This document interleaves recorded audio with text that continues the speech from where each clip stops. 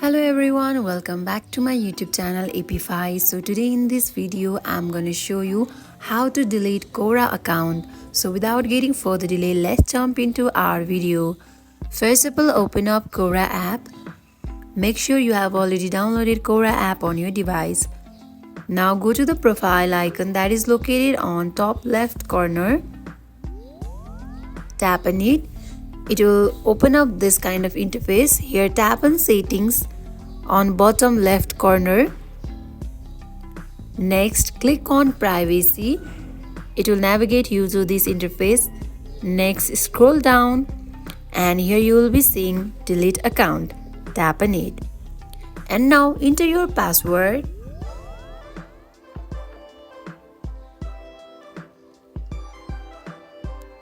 And tap on done.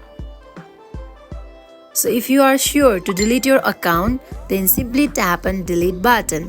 If you are not sure, then tap on cancel. So for now, let me cancel it because I don't want to delete it.